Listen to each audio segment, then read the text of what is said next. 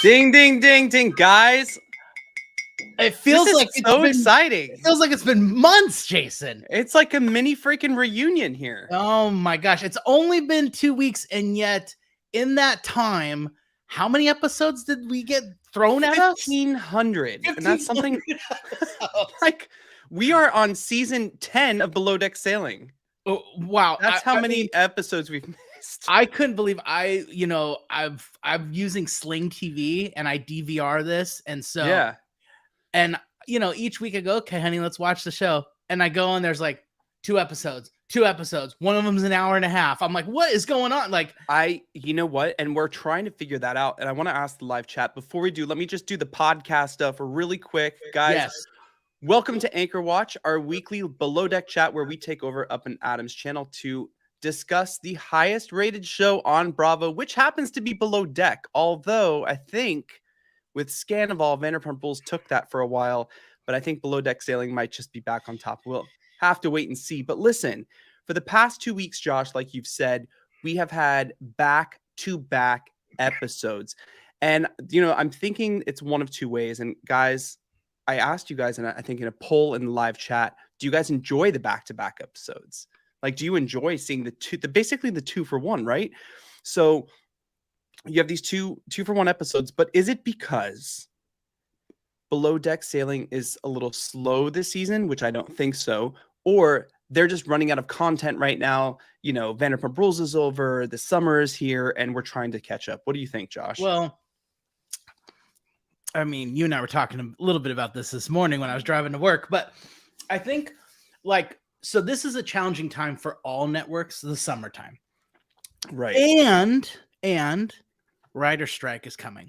So they're going to be, the gap that is normally the summertime is going to extend longer. Normally we come back in the fall with a bunch of new stuff.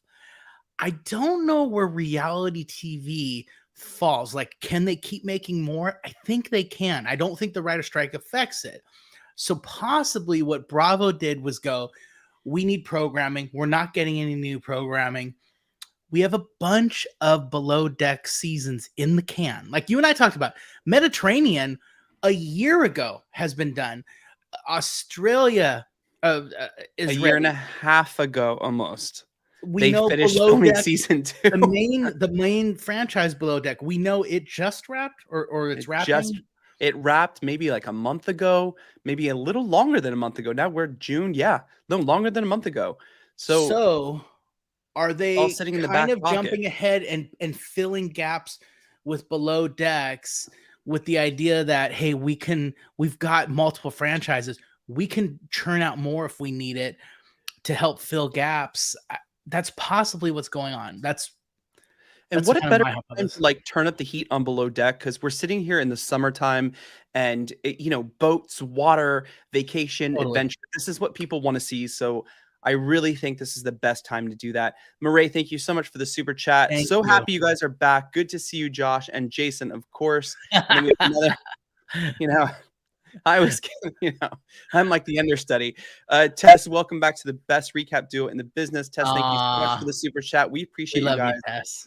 And all the love in the live chat tonight. Thank you so much. And welcome back to Anchor Watch. 100 in the room. You guys know what to do. Hit that like button. If you haven't done so already, it helps us out tremendously. It's our tip, guys. It's our tip. So if you want to tip the crew, that's how you tip the crew. You just reach over and hit that like button. Just hit that like button. Josh, I saw something in your hand. What is that? Well, Jason, glad you asked. This fine cup is Anchor Watch merchandise. Now it's backwards on my screen, but you guys... it's perfect. Okay, you read it right. Okay, so here we go. This is one of our Anchor Watch merchandise. There's a link below, right? There is a link below. If you go to shop.upandadamlive.com, it takes you to everywhere. I have the shirt on tonight. I still do not have one of these tumblers. Do you know that? Just mine crazy. So Jason, mine literally, and maybe it was, the YouTube God smiling upon me, but literally mine arrived moments like an hour before the show, and so I was like, perfect. I washed it up, got it ready, got my drink made, and and it just looks nice, because even if someone isn't, even if your friends are over and they don't know what Anchor Watch is, not everyone watches, it just still looks like, oh, a cool nautical cup. It's, you don't. And that's actually what we wanted to create. And I'm sorry, guys, we're taking a minute to get into this recap, but we wanted to create something for Anchor Watch because this is so different that it wasn't, another housewife thing or, those are really fun things. But I feel like the Anchor Watch merch you can use like on the daily. It's just so Oh, fun. yeah. Take it on your yacht. Yeah. Yeah, I'm gonna get one. All right, so let's jump in because we had 2 episodes this week. We're gonna really pay attention to the last episode that we saw, which was episode 13, where they went to, oh gosh, I'm gonna really butcher this name. Uh-oh. Bonifacio.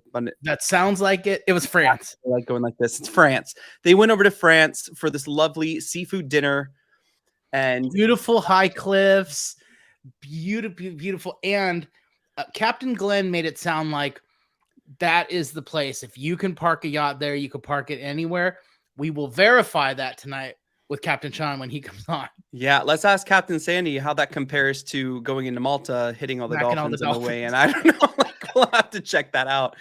Something I've noticed about Captain Glenn that I wanted to ask you about, Josh, first is Captain Glenn is kind of like this really fun, laid back, really trusts his team. And there's a really good ensemble crew that we've talked about, a really good, kind of veteran crew, right, for this boat. And he trusts them. But I feel like Captain Glenn this season is a little different than the normal Captain Glenn we're getting, whereas he's more focused on making sure service is done, and he really just puts the hammer down when he needs to.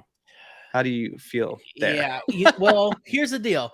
He was kind of comparing it to like a sports team, and he was saying, hey, even the champions are still practicing and stuff, and I'm going to push my team to the end. Gary's getting a little sloppy this season.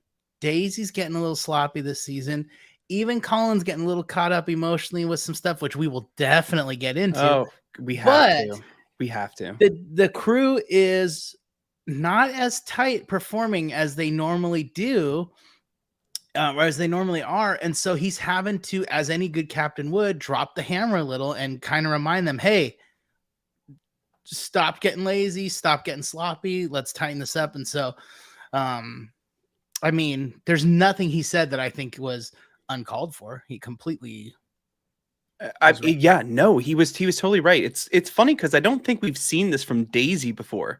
Like Daisy is kind of like the one who is for the past 3 seasons has just kind of been a game. You know what I mean? So like it's weird to watch her drop the ball a little bit. It's weird to watch her let Gary too. He was usually really, I mean, as much as he screws around in the off time, on deck, he was always on point. And this season, sloppy everywhere. I mean, Gary's sloppy in more ways than one. We have to get into that, of course. But yeah, it's been kind of weird to watch. So another great charter, and I'm talking about the charter from episode 12 that is off the boat. Alicia gets a shout out for her great food as she is still providing every episode. It's like we have, there's something magical about what Chef Marcos did last season, but there's definitely something very consistent about what Alicia is doing this season. And I appreciate that. She gets a big applause for her. You know what? I think she's on par with him. Possibly, I don't know, probably could rival him in some ways. She's done some amazing stuff like that mosaic sushi. Oh, that was so good. I wrote that in my notes. That looked so good. It was art. But I think part of what Marcos has going for him is he's also a bit of a showman. Like he knows how to kind of portray himself on television, and like you could tell he's a little savvy when it comes to media and stuff. Where Alicia, we're getting just a raw chef who just, I mean, raw in the sense of like she's not practiced in front of a camera and stuff, and she's just a good chef. She's incredible. She's skilled. You know what she is to me? It's like, okay, Marcos is like the guy, but you know how everyone since Succession is talking about like stealth wealth? I feel like Alicia is the stealth wealth of, the chef in the yachts. Like she doesn't have to say it or dress like it. She just is. And the food just comes out, and it just is amazing. Quiet and confident. And sometimes that's enough. Too bad the service is not matching that this past 2 charters though. I admire that quiet, because to me, quiet confidence is like, it's that person who is comfortable in the skin and they know they're good. And so they know they don't have to prove it to anyone. They've proven it to themselves, and then all that matters. And then now everyone just gets to benefit from the amazing work they could do. So Absolutely. she's awesome. So Jason, I know what you're going to say. I think already. Are we going to go to the love triangle? I was literally going to say love triangle. How obnoxious. Take me back 3 seasons. Tell me this is coming, and I would have told you you're nuts. And I'm going to take you forward 3 seasons and show you that Daisy and Gary will be married sitting in Ireland in some cottage talking about the days they were on the boat. Okay. I told Natalie, I said, I feel like we're watching a wet and weird version of The Office. They are Pam and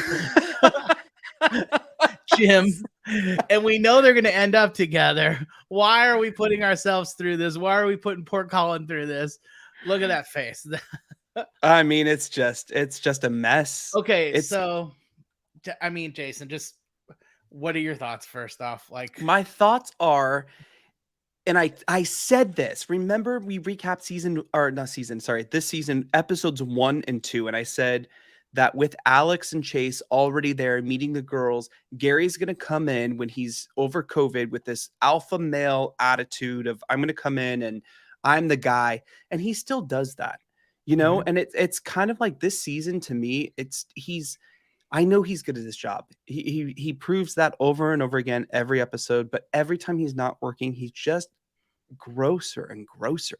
It's like more and more gross. I can't even like think of it. I think he's nasty, you know? And it's like one girl to the next girl to Daisy. And then here you are like ruffling feathers with whatever Colin and Daisy are trying to do. And I'm looking at Colin thinking like, why? You know the history, you know the background. Why would you step foot into this disaster zone? So this minefield. First of all, we all know Colin. Sorry, we said first of all. That's funny. I don't know. First of all. Okay, shut up. No. First of all, now you got me all self-conscious about how I talk. First of all. No, girl, it's great. Hey, girl. First of all, you and I, everyone watching, everyone who's ever watched Anchor Watch, who hasn't watched Anchor Watch, anyone who's watched the show knows that the two of them were together after the season last season. Why? Because we watched the reunion and Gary did the cute little thing where he ran, kind of like how Jason ran into Captain Sean's shot when you were at his house. But Gary ran into her shot, revealing he was just in the other room. They were both calling from her apartment. In what world did anyone not know those two were hooking up? And so for Colin, who's friends with them, why was he shocked and surprised? Like, that's what I don't get. I thought we all reality TV. I mean, I don't know. And then let's jump forward to let's talk about it. You know, Daisy wants to talk about it, and let's ride in the van to a crew night out. And this is the first and best opportunity to bring this up. And Colin doesn't agree with that, but Gary ends up apologizing to Colin and kind of giving him his like, go ahead, pursue something with Daisy. But then we see in this last episode that Gary is still very flirtatious in front of Colin. He's very, it's almost like FOMO. Like he has FOMO when he's not with one girl, he has FOMO with another girl. So he has to race over to like Mads. When he's not with Mads, he has to race over to Lucy. And then he was not with Lucy, Eilicia's off the books. So it's like, where do I go? You know, it's strange. We know people like this. You know, it's like they only want what they can't have. And then as soon as they get it, they're on to the next thing. Like, yeah, it's immaturity. And I mean, yeah, first of all, I'm still just blown away. Shut up. First of all, I'm blown away that Colin was surprised that they had hooked up. But also, I think, you know, Look, could Daisy and him be great together and stuff? I think I like them both, but something about it doesn't feel It doesn't right feel to me. kosher. Yeah, it You just know, doesn't. it doesn't honestly, it doesn't feel kosher. Guys, if you haven't checked out Colin's YouTube channel, Parlay Revival, it is in the description below. It is an amazing YouTube, one of my favorite sailing YouTube channels. You I got to go can't check it see out. Daisy with him on that No, channel sailing no. around and stuff. I don't see that, and so She'll be at the pub with Gary. She's not going to be sailing around the world with Colin. It's just do they're I like different them people. both? Yes, and do I think They're different people. and do I see the validity in both of them feeling lucky to be with the other person? Yes, they're both great people. But do I see them together? I mean, whatever. It's not my thing, so it's their thing. But no, I don't see them together. Yes, of course, Gary's immature. And so the moment he can't have her, he goes crazy and wants her. But yeah, she's like, you had the opportunity. And the first night you hooked up with one of my stews, it's like, what did you expect? Like, why would I stick around for that? And I don't know.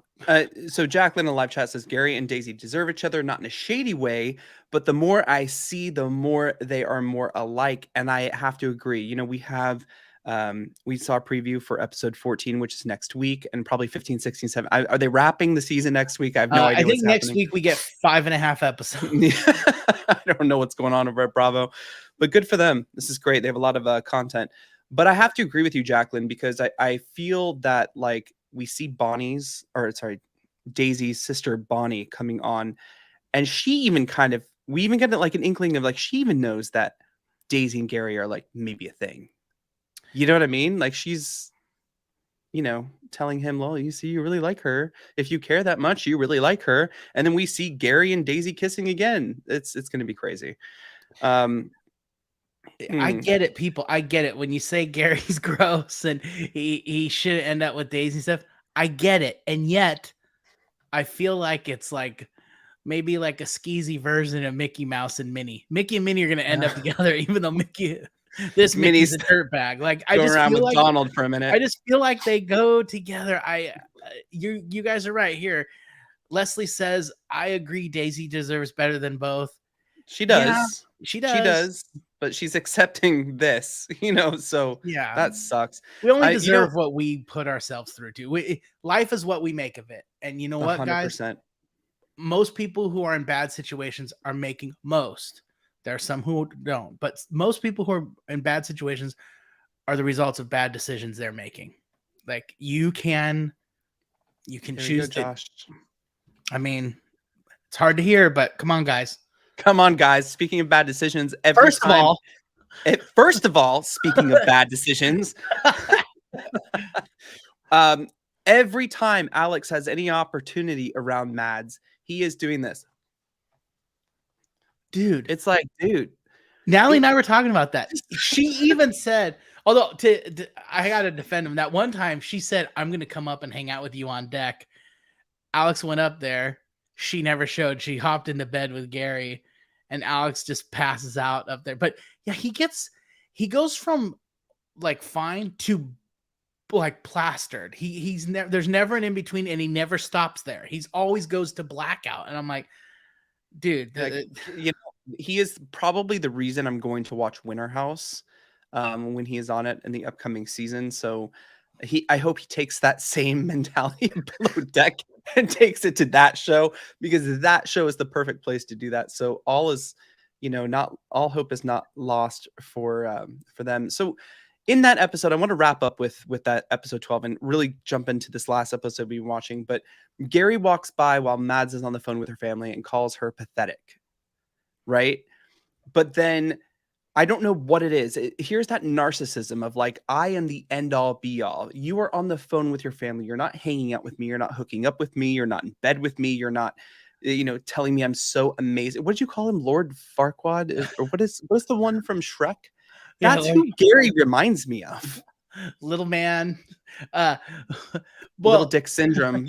Who said that? Little dick energy. Alex said that. Alex said little dick energy. That's it.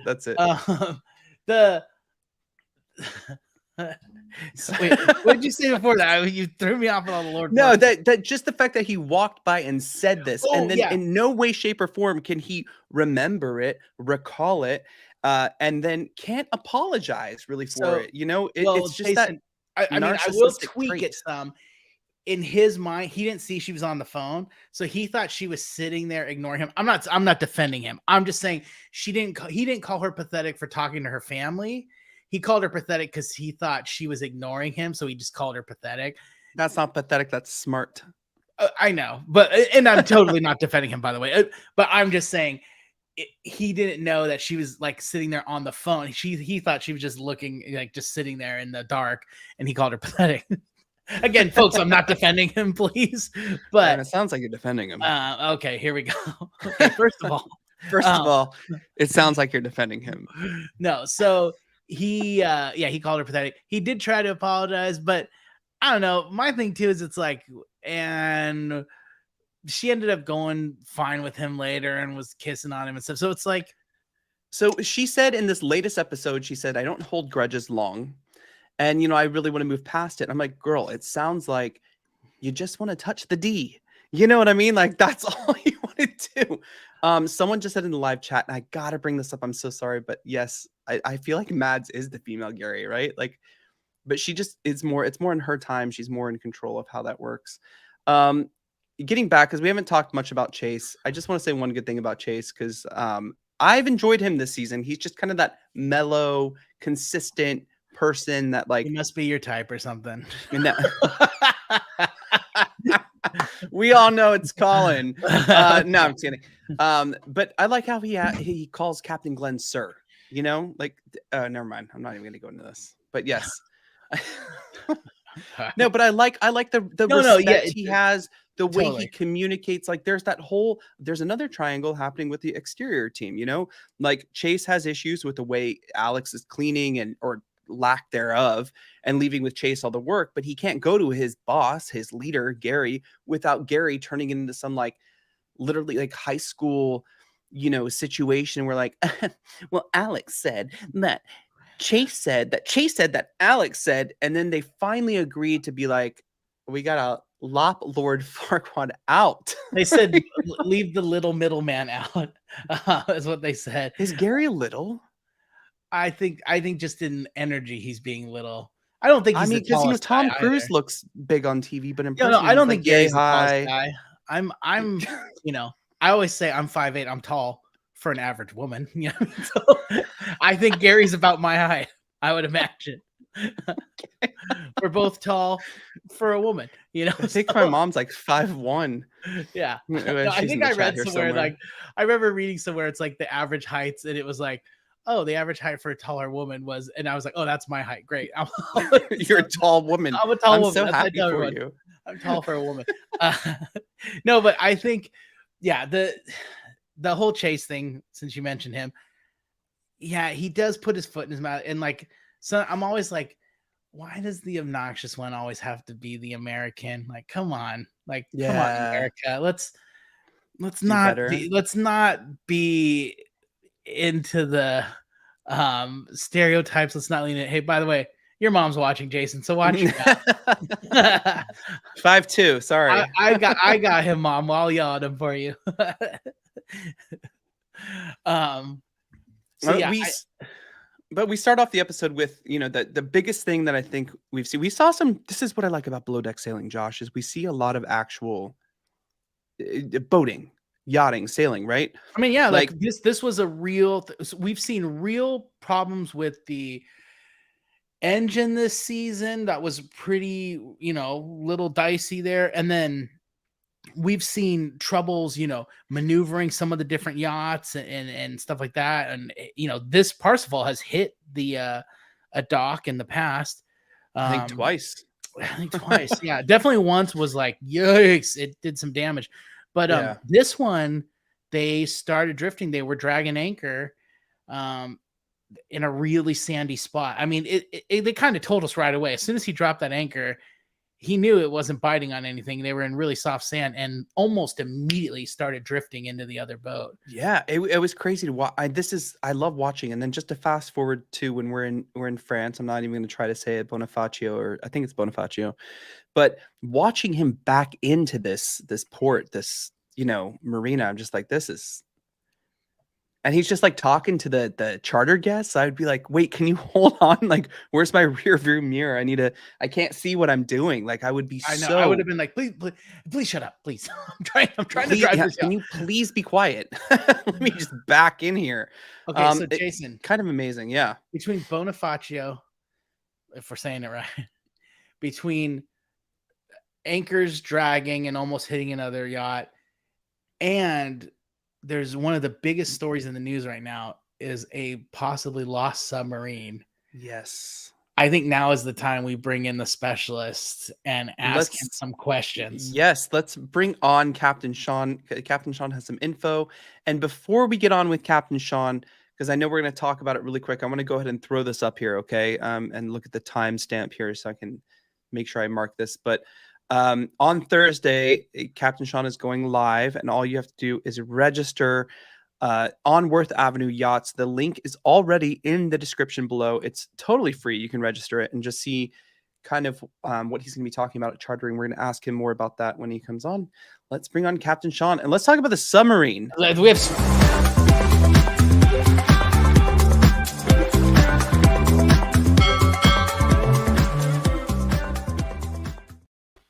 How dare you cut me off? Never again. Sean, hold on one second. First of all, never cut me off. Oh, Captain Sean, buddy. Good evening. What were you doing today? Today I was at the Newport Charter Show. I was looking at a bunch of boats that are available for charter here in New England. They had the chef contest today. They had, hey, Tess, thank you. Everybody, look at that. Everyone loves Captain Sean. Oh, okay. Yeah, no, today they were doing the chef contest there, so it was there was a lot of good food that was coming out. Hey, Jen. Anyway, that was there. Dave from Cutco Knives is there. I don't know why Cutco Knives is always at these shows. Knives is everywhere. They're everywhere. Yeah. If you'll let them in, they'll come in. So, buddy, there's several things we have to ask you about. So, sorry, folks, we may not get to your questions this week. We have a lot we need to review. Yes. One, were we saying it right? Bonifacio. Okay. Sean, tell us about this. Well, Bonifacio. Yeah, so Bonifacio, I've been in there in a couple of different boats. It's pretty cool. It's super narrow, and you got to back. Yeah, exactly. You got to. That's a great shot. You got to back around in boats. Now, all those little boats too have anchor lines that are going out. So there's ropes all over the place that are in the water. So you got to avoid those. You got to avoid the little boats. You got to back around stuff. Yeah. And I've docked right at that back key right there. Nice. Yeah. And now, is it Captain Glenn made it sound like it was like one of those notches on the belt for a captain getting a yacht specifically in there? Is that one of those kind of places that like separates the dinghies from the yachts or whatever? Well, yeah. Basically it's you just gotta back. You're just backing for a long way. You got to if it's blowing hard, that's when it becomes really challenging in there. And sometimes they'll close the harbor down if you're getting blown too hard. Not even gonna touch it. It's too easy. It's too easy. So there's a big situation, all over the world, all over the news. And Sean, when we were at the Fort Lauderdale Boat Show back in the fall, we were looking at the Triton subs. We were looking at the submarines and everything that's going on right now. We have a submarine lost, that was taking tourists down to the Titanic. What kind of insight do you have on this? Because this is pretty crazy. I think they don't have very long left with oxygen if they are, still safe. So kind of an interesting story. So when I was going to Monaco, a couple of months ago. I was flying through Heathrow Airport, and I was at there was a little breakfast bar that they have there, and I'm sitting there having some food, and the guys next to me were the actual were crew that was on the boat right now that was out doing tours, and you had a couple of the engineers and stuff, and they were talking about the operation and what they were doing, and they weren't too giving up. They weren't giving a whole lot of inside info, and I was asking about it, like different pricing. They told me that it was $250,000 to go down, and Jeez. You know, I've gone down on things. It's been a lot cheaper than that. But anyway, but that particular a carton of cigarettes, I heard. But this is why we're on at 11:30 at night and not any earlier. God. But anyway, so yeah, so they were filling me in this, like, with a couple of details about being on the boat. But I was trying to get out of them and go, is it like a really cool operation? And they just didn't seem very excited about it, which I thought which is why the incident stuck in my mind. Now, fast forward to what's happening with the sub today. There's a couple of different factors. The weather out there the weather's been nasty. So I think that's one factor. Now, that particular submarine, you'll see a bunch of different pictures. You'll see it as the tube, and then you'll see it where it's got like 4 white tanks on it. And what that is, that's the actual thing that they launch it. And so they'll sink that to about 90 feet, and then it will disengage from that and then can continue on. Some of the Triton subs like that Jason and I, that you and Adam and I saw, they'll like their big 5-man submersibles, which are capable of going down to the Titanic. It's a little bit of a different system. They're actually on a giant tether and like an umbilical cord, and that's how they'll communicate. And then they'll disengage from that. This is like a sled that they then put on. Two different ways of launching those submarines. At Woods Hole, they had a boat called the Alvin, which had a big A-frame, and that used a similar mechanism for launching the subs. But anyway, so what happened on this particular sub? Hey, Sean, real quick, just because you mentioned something before you leave this, you mentioned the weather's really nasty. Yes. So obviously they've lost contact with the sub. They can't find this submarine right now. I'm curious. You said the weather's nasty. How much does the weather up here affect currents below? Not very much, or because I know that a lot of times it'll be raging up here, but under will be calm. So like, yeah, you'll get under calm, but the problem, so that like once the sub's in the water, it's fine. It's just gonna go. It's just gonna go down. There'll be like the water sloshing around, but as soon as you get to there's things called thermoclines, where different temperature levels. And it affects different levels of salinity and how the waters move. But there's currents that are underneath the water that are very different from currents that are above the water, and they happen in those different thermoclines. So and sonar can react differently within those as well. So how that sub communicates with the mothership is via sonar.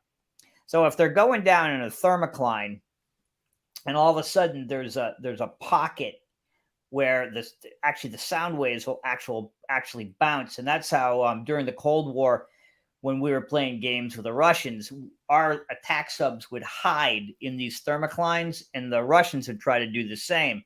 And we've obviously our sonar has gotten more sophisticated, but so if that'd be one reason, if they're communicating via sonar and they hit a thermocline that wasn't expected, then the sub could have lost communication at a critical junction. So rather than go left, it went right. So it might have got a little lost. And the next thing you know, that where they're shooting that beam down, if the sub is supposed to be here and they're shooting the beam down like over they're here, completely missing it. They're missing it. And with all the interference up top, that could degrade the sonar signal as well. Well, anyway, so theoretically, so say they lost communication and they're just banging around down there and they don't know where they are. At some point, they're going to go, okay, let's go to the surface and try to get it. Now, there's a couple of different fail safes that are on a submarine. I don't know if they're going to be on these, but one, they'll literally have like an EPIRB that they could release and just pop that to the surface, and it will start flashing. Now, interesting.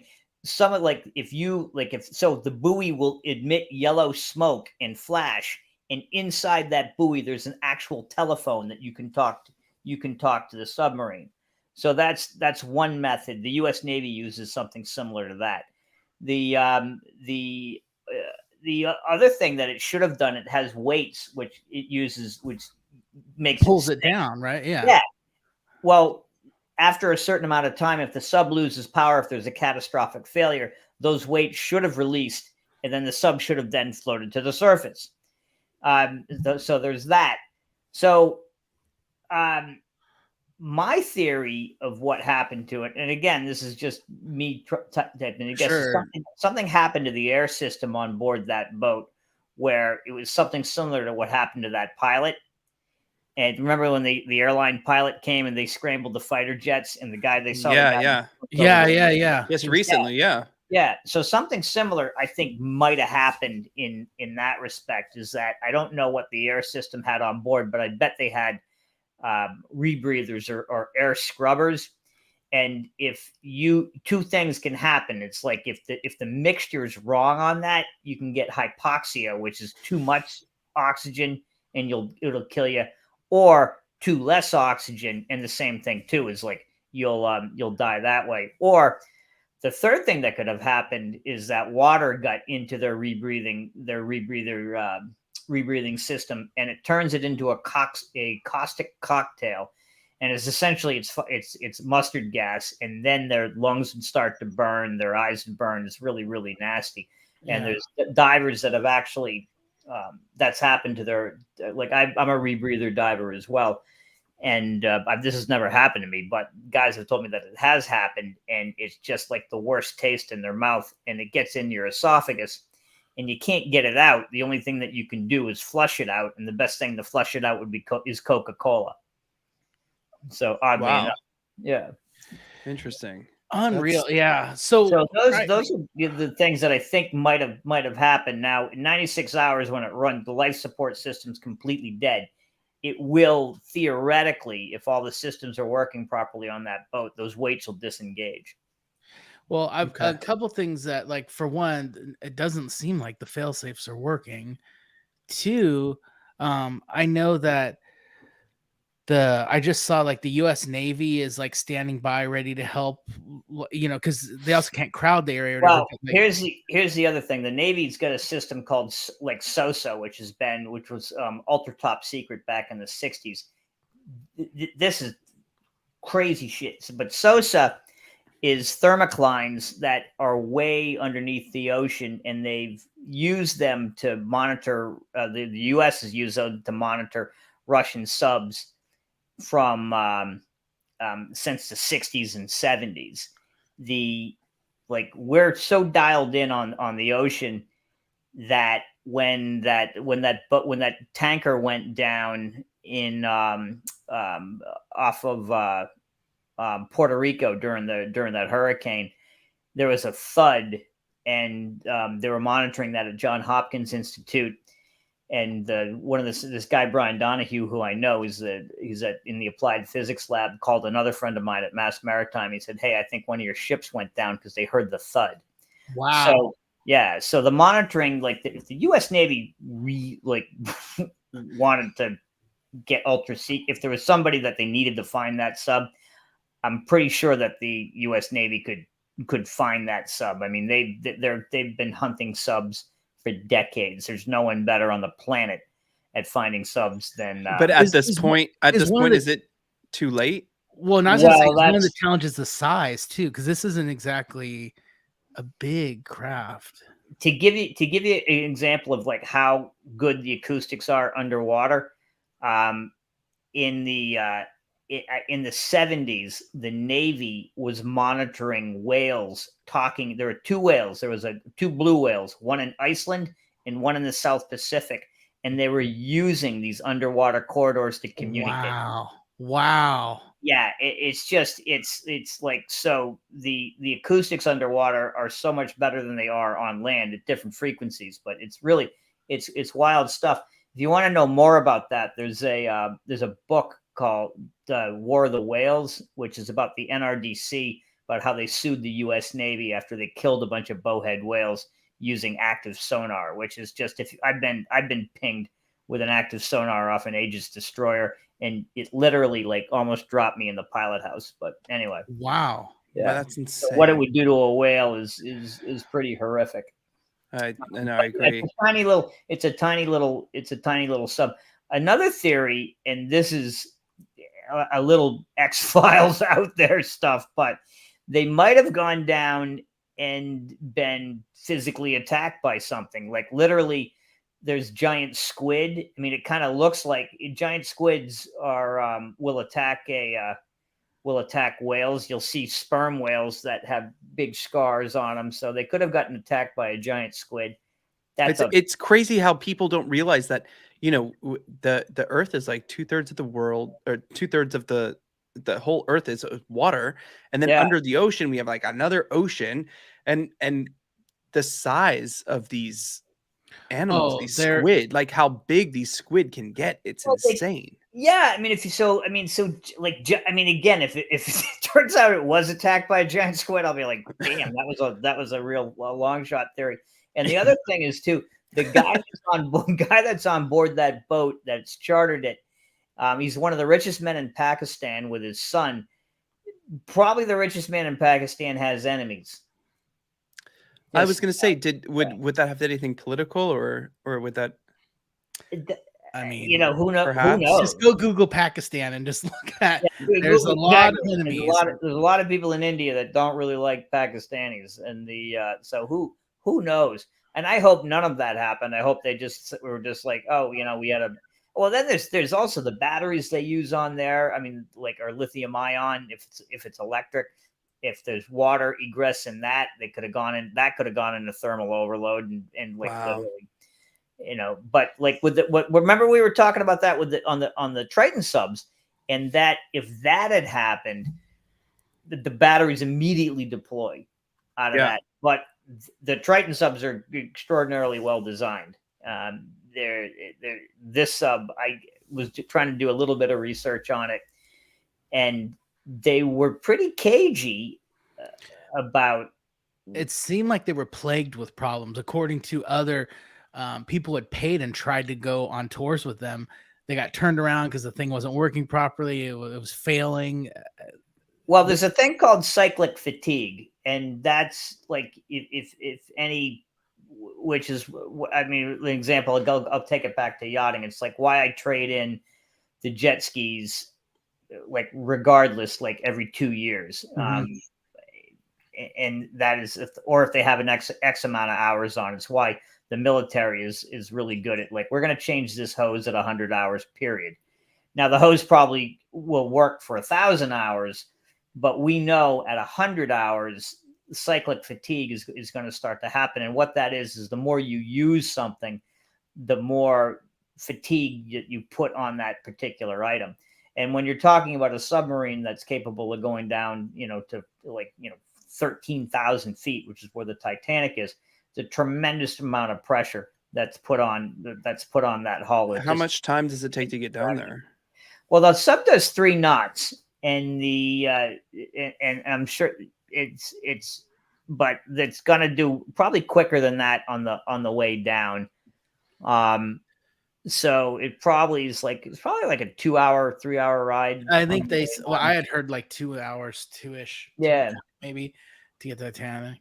That's great. Really quickly, Sean, I wanted to, because we did at the boat show, one of the great things about being friends with Captain Sean is we get to learn a lot and see a lot. So what they're using to go to the Titanic, Captain Sean, we got to see something like this. Yeah. When we were at the boat show. Hold on, I have a little video.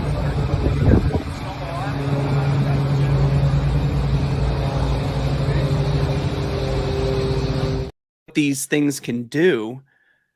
Well, look at something like this. Look at the quality. It's so different, right? Also, I have to imagine, though, Sean, night and day. Well, and Sean, though, the Triton's not going as deep as this thing, right? I mean, it Not all that glass one. bubble. No, Yeah. but there are Tritons. There was a couple that we saw that the glass was, I don't know how thick was the glass. Was it? It was I don't know the specs off the top of my head, but yeah, but there's subs on like that Triton makes that have gone down to the Titanic. James Cameron bought one to do that. Yeah. And they're one of the best like kind of recreational subs makers on the planet. There's another one called U-Boat, which is their biggest competitor. There's some homemade versions too. Ironically, a lot of them are made on the West Coast, which is where this was made. That sub was made in Everett, Washington, right around the corner from you, Josh. I was going to say that's not far from me. Yeah, and there's really, I mean, so there's guys that are good at it. There's classification societies that are in charge of like if you know when you hear like if a building's built to code. Yeah. So there's different classification societies. Like in yachting, you'll have like the big ones are like Lloyd's, ABS, DNV, and RENA. Now, RENA is the Italian classification society. So a lot of Italian boats are RENA classed. I believe that Parseval is that. They're probably all the Perinis were built to ABS. Hey, Sean, did you see that message that just went up? Jason just put that. CNN is reporting that they're picking up banging sounds in the search. Excellent. It's a good sign, I would think. Keep our fingers crossed. Say a prayer, everyone. Who knew that Tommy Lee and Pamela were on that sub? But anyway. You know what I just was going to say? I was like, isn't Anchor Watch so fun? Because we can have a little bit of fun, be a little naughty, and then have like a little... All of a sudden, we're in this super in-depth conversation. Like a little educational, scholastic experience. Yeah. And then here we go. With and right back into the toilet. Hey, Sean, thank you for sharing this. Seriously, thank you. No worries. Before we let you go, Sean, you are doing a presentation this Thursday at 10 a.m. Let us know what we can expect from this. Yeah, so basically, I did one on Greece, and so if you go to the Worth Avenue YouTube page, I did a webinar on chartering Asteria in Greece through leaving from Turkey, which is in Bodrum, and going through a bunch of different islands. And so I did that, and I'm part of a bunch of different captains groups, and there's a New England captains group, and there's a lot of guys that have joined it that said, hey, does anyone have a good New England itinerary? So I threw out a couple things, and then that got a big response, and then Worth Avenue was like, and then since the response I got from the Greek thing I did was they're like, hey, can you do a New England one? And I said, sure, no problem. So rather than do a Zoom, which is clunky, I said, well, let's just put it up on StreamYard, StreamYard, which is the platform that we use to do this show with. Yes, to go live. Yeah. Yeah. And then, so we'll just do it live. So if you do miss it, and you have questions about chartering in New England or whatever, you can always leave your comments at the end. Don't forget to like and subscribe to the Worth Avenue channel. But anyway, yeah, absolutely. But what's also cool, if you're in the chat when it happens, there's going to be a ton of different captains asking questions. And if you have basic questions, we're going to keep it pretty tight.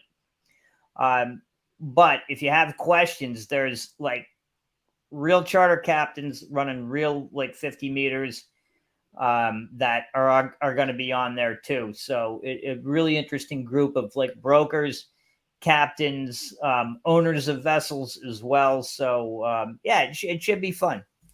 That's awesome. And yes, so the link is down below if you guys want to go register, and it will be there. And if you guys want to see, I know this was, just a few months ago, but Captain Sean and I did a tour of my Sienna, which was on Below Deck, which is now called Motor Yacht Starship. Go check that out as well. Captain Sean, we can't even thank you enough for your time. Yeah, buddy. Really give us a little bit of education, a little bit of knowledge into this crazy world when we come to talk about all the dramatic now let's go back to stupid people. Let's go back to hookups and thanks, Sean. I don't know why Bravo doesn't want to do my show, but anyway. It would be too good for Bravo. We gotta push that somewhere else. We are. Sean, thank you so much. We appreciate you. Good We'll night, see you in guys. a We'll bit. see you next Yeah, week. thank you. All Yeah, right. we'll See you Bye. Thursday. Okay. See you Thursday, 10 a.m., which is June 22nd. Worth Avenue Yachts, guys. Worth Avenue Yachts is a big supporter of this channel and everything we do here. Sean's part of the crew, guys. If you enjoyed that and you want to tip him, hit that like button. That's it. Yeah, that was so cool hearing from someone who actually, can give us real answers. And every time everyone has a question or we have a question for Sean, he always gives us a really, really knowledgeable and great answer. All right, really quickly before we go, Josh. Yes. I'm going to dive straight back into the trash bin. Okay. You ready to do this? Okay. Whoa, this is gross. All right. Every season that we have, and you and I have been doing this show long enough to know that over a year now. Way over a year, right? Almost like 2 a years. year and a half, almost 2 years. Oh so my like gosh. we got don't even tell me. But this is why we have everyone in the chat. We have Sean, coming in and make it more interesting, and it's just so fun. We get to this point in the season where the charter season where the interior or the exterior begins to kind of like becomes a little bit lackadaisical, and right now you see that with Daisy. You see that with the interior. Many times the charter guest had to wait for things. Many times, this charter guest, Tim, who walked into this door must be very clean, by the way, because we've seen so many people walk. Kudos to the interior group for keeping it clean. But the poor guy sat there on his very nice, expensive charter, bleeding out of his head for over 15 minutes. His own, his friends are looking around trying to scrounge tissues and stuff. Unacceptable. Unacceptable. And it's almost as unacceptable as Daisy's excuses, which I have never known her, just from watching the previous seasons, for her to be someone who makes excuses. Like, okay, for instance, Mads and Lucy are in the crew mess. No one can find anyone to give them some wine. Right? Yep. They go to Captain Glenn. Glenn is now, he's gonna what does Sean say? Something about the axe, swing the axe. Yeah, he's about to swing the axe. Yeah, he's gonna swing the axe, and it's like, but Daisy says, "How can you expect someone to be there all the time? What are you talking about? This is a charter. This is an experience." And then later, Daisy says that it's such a small boat. If someone was injured, why wouldn't they just come find me? Okay, well, then there goes and foregoes your excuse for why someone can't be in two places at the same time. It's a small boat, and you have two interior people sitting in the crew mess talking to Chase about like Alex and Gary and what's going on. You know what I mean? Like it's frustrating to watch because you're like, Daisy, I've never seen you like this before. Well, and that's just it. It kind of reminds me of some of the other, and some of the other below decks, the crew members that you and I have complained about.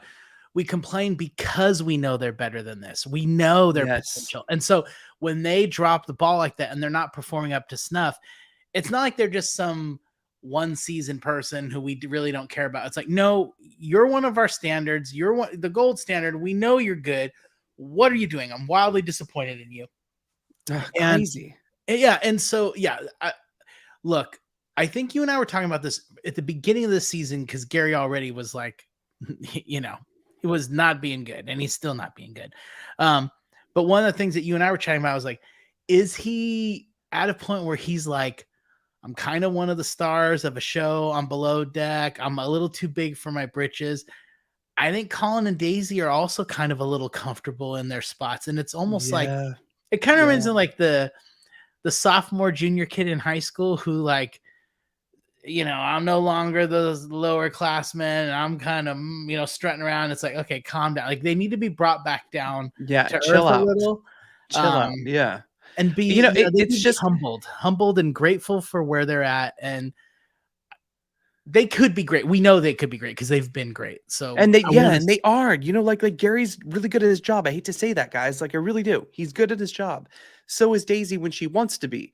But even watching Glenn, who we're watching kind of go through an evolution of leadership, right? Like we've seen him be so kind of like in the background, yeah, whatever, guys, to like, what the hell is going on? And every time Glenn has something to say, like he called this tip meeting right away, right after the charter left. He's like, let's sit down. I want to grill you guys. I want to talk to you guys. But his way of doing that is to offer suggestions, and offering the suggestion to Daisy to be like, we need to be on the radio. Someone needs to be on the radio at all times to listen. And she's like, well, sometimes they just don't work. Yeah. And it's like, where are you? Not the time. Who are you? Now, hey, by the way, Norma is banned from the show. Look at this comment. Please leave my Gary alone. He's perfect. Norma, I love you. You can no longer watch. Norma, I love you too, but let's step back here. This is the last thing I'll say before we wrap up tonight. Is who in any world would want to eat sushi off of Gary? Okay, I'll tell you who would want people to. Like Alex and Chase or Colin, someone who wants an STD. No, I'm just kidding. No, I didn't. Norma wants some of that extra salty sushi off of Gary. No, she does not. No, she does not. We love you, Norma. No, listen, it's so crazy because I'm just like watching this, and Gary is just not. If he is clean, we've talked about this before. So like rewind 10 years ago, I was at a big celebrity's house in Italy hosting a party as part of Cirque du Soleil. And I was hosting a party, and there was this beautiful, gorgeous model who looked like she had just been scrubbed to the T out of a shower. Her hair was done, like clean, lovely body with sushi all over her. It was a joke for the birthday boy. I would have eaten sushi. Yes, it was very clean. Even if Gary took a shower, he still had those like weird boxers on. And you want me to eat off of his chest, off of his stomach, his dirty looking stomach, and the wasabi on his tits? Like, no, thank you. I think with the right amount of drinks in you I don't know. There's a line, Josh. First of all, there's buffet, a line. A gaffe. A gaffe. It's not a gay fay. I can tell you that. It's not a gaffe. Speaking of which, next week we're gonna get some really fun charter guests. I really am super excited for next week. Is it next week? Was it next week that they're coming? Yes. Oh boy. I mean, Jason, we're in for a treat. We are in. It's our Pride Month treat next week. Oh boy. I mean, these are the kind of cartoony guests we haven't had in a while. Remember, Below Deck used to have more of these almost kind of stunt casting where it's just wild guests. Yes. We do need some of that. I think every season we need at least one of these charters. We're getting it. And it's looks like it's gonna be wild. Yeah, we don't need and I can't remember exactly who Alyssa, she was the primary from this past episode, but it's like Alyssa, the real estate agent from Idaho. It's like, no. We want to see Jack and James used to date Jack, and Jack is over here with Sean, and Sean is also on the boat with Corey. Also, I gotta say this just from the teasers trailer we saw. I love when you could see like a group of girls who hang out together, a group of guys who hang out together, like friends groups, and they all look kind of the same. Like they've all got the same haircuts. They've all got kind of dressed the same. This group, I think they all have the same haircut going in. So it's a little confusing on who's who. This is going to be fun though. It's going to be straight up cartoony. Like 100%. It's going to be wild. I've missed that. I like when we get these, like I said, kind of stunt casting, if you will. Stunt casting. Production has done a really good job of carrying us through this season, this back-to-back episodes. Just like we said, the actual yachting and sailing and boating we're seeing is amazing. The triangle between Gary, Daisy, and Colin. And then at the end of the season, when everyone's getting tired, let's throw in the stunt casting and have a really good, episode or two. I think it's going to be perfect. It's going to be a lot of fun.